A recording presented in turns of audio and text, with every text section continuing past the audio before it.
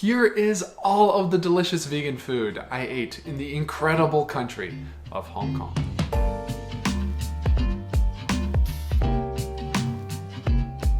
Hong Kong is an incredible place to travel to, with a world-class food scene and some very distinct dishes that you need to try these vegan versions of. But let's get started out with visiting Mother Pearl. Mother Pearl is a cafe with multiple locations across Hong Kong, and when we visited, we tried some delicious milk tea that is non-dairy, of course, and they have nice vegan treats tea as well, which are these like soft mochi cookies.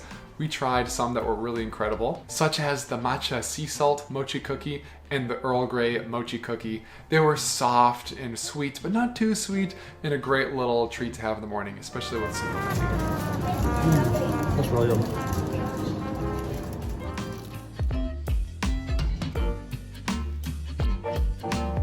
Kindness Gather vegetarian restaurant has many vegan options as well, and we tried the delicious satay beef bowl, which was very rich and hearty and salty and flavorful. Very delicious. We also tried the Sichuan style dandan noodles, which is kind of like what influenced a lot of different ramen from Japan, and it's really creamy and rich. I think they use like peanut butter or sesame for the flavor, so it's delicious. And we also tried some roti with the beef bowl, which was a nice little flatbread for the sauce and the rice. Really delicious. Just make sure you don't miss this place because it is a few floors above everything. Three Virtues Vegetarian Restaurant is a great choice for classic Cantonese dim sum, and it is located more closer towards like the Temple Street Market. It's all vegetarian with many vegan options as well. It will tell you about the allergens, and you fill out this little paper checking like the boxes of what you want or writing how many. Very classic way to order food here in Hong Kong. We tried a lot of things here, including the assorted gluten and bean curd platter. It was pretty nice. It was a tasty little assortment where we got to try lots of the different kind of like faux meats, which is very popular at these vegetarian sort of restaurants. We also wanted to try some dishes that we're not quite used to, but the restaurant recommends. So we tried the vegetarian chicken with vermicelli sheet and sesame dressing. It was a little bit of a colder noodle dish as well, which is definitely not what we're used to. Fun to try, but honestly not our favorite. We also tried the pan-fried seaweed cakes, which are just pretty much like a big savory pancake. Incredibly delicious, really good. I would highly recommend this dish here. LN Fortunate Coffee is an amazing all-vegan cafe and restaurant located on Hong Kong Island. It's a great place to start the day with some coffees, some lattes, some cappuccinos, that sort of thing. And you could try some iconic Hong Kong dishes, including the Hong Kong style French toast, which blew my mind. I love French toast, but I think I like this version even more than normal French toast because it's like a crispy bread with maple syrup on top, and inside of the bread is going to be either like butter or peanut butter in this case, which was freaking amazing. I love peanut butter, and the combo was great. It was like salty and sweet, and the textures are just amazing. I think this is a really awesome dish that I wasn't expecting to find a vegan version of in Hong Kong, so you have to try this. They also have your classic dishes and side dishes such as hash browns, which who doesn't love hash browns? And we wanted to try something a little bit more Asian, so we tried a bubble waffle as well, which is really pretty. It's something that comes to my mind when I think of Hong Kong. It wasn't amazing. I think the Hong Kong French toast was a lot better, but it was still fun to try this iconic food here at LN Fortunate Coffee.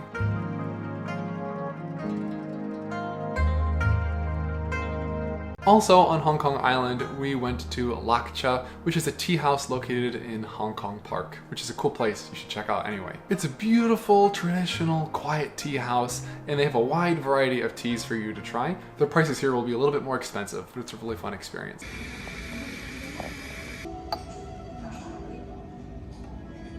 They also offer dim sum, which we tried here. It's all vegetarian and many of them are vegan, such as the xiao long bao, which are like soup dumplings. I've never tried a vegan version of these before. It was really fun to try, and they are incredibly delicious, although I wish there were more. We also tried shumai, which is like a Cantonese style dumpling. There are so many different kinds of dumplings to try in China or China adjacent regions.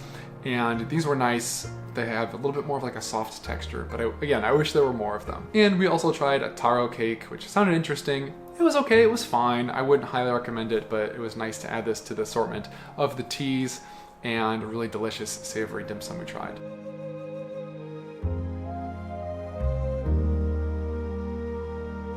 Further away on Lantau Island, We also tried the Lin Monastery restaurant. This is located in Yongping Village, which is a famous tourist area because you have the massive Tiantan Buddha with all the steps you have to climb to reach it. It's a really cool thing to do. You might want to eat after doing this or before doing this. And this monastery restaurant is all vegan or vegetarian, because it's monk food, so that's a nice thing to keep in mind. It is a little bit expensive. You have to get meal tickets. They're about $20 a person, and it's for a set meal that you don't really have a lot of control over. I think the menu can change or vary from day to day, but for us, we had a wide selection, including fried spring rolls, soup of the day, asparagus, but I think it looks more like green bean, with mushrooms and cashews or assorted vegetables, black mushrooms, deep fried bean curd with lemon sauce, and steamed rice. To me, I hate to say it, but this was not very good. It was probably my least favorite meal I had in Hong Kong. I was excited to try some authentic food, especially at a monastery that maybe the Buddhist monks would eat, but it was very oily, it was very bland, it wasn't very flavorful, to the point that I would say it was pretty bad. I'm someone that loves to eat, and I can easily finish food. I'm the person that will always get seconds and thirds. If I like something, it's no problem for me. And I had a really hard time eating this food to completion. I was not able to finish our dishes, sadly. So what I would recommend you do is check out the Delhi Vegetarian Cafe, I believe it's called. And you can choose your own selections from the counter, things that look better, or you can get less things altogether and spend less money. And I think the food here, from what I can see at least, looks more appetizing than the one at the monastery restaurant.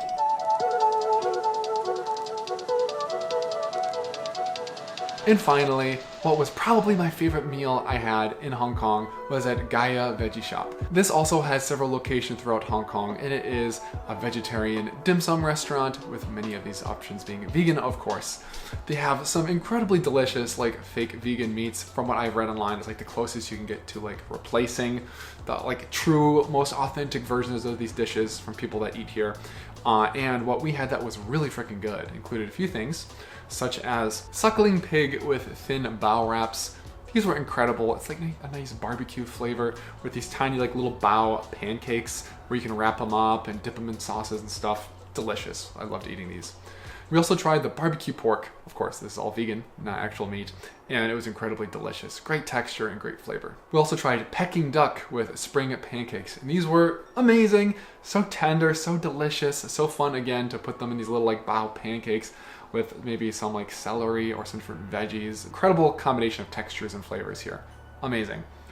And we tried the rib in 3 styles, which we really didn't like very much, to be honest. The texture wasn't as good, and they're a little bit more candied or sweet, which compared to these other delicious barbecue dishes, we really weren't a huge fan of. And if you eat here during select hours, I think it's 3 to 5, you will get 50% off your total bill, which is good because it was a little pricey for us. All of our food with 50% off, but including the original tip or original service fee before it's reduced, was $40 for 2 people. So it's expensive, but incredible quality. Really delicious and fun to try these dishes. And here's my final pro tip.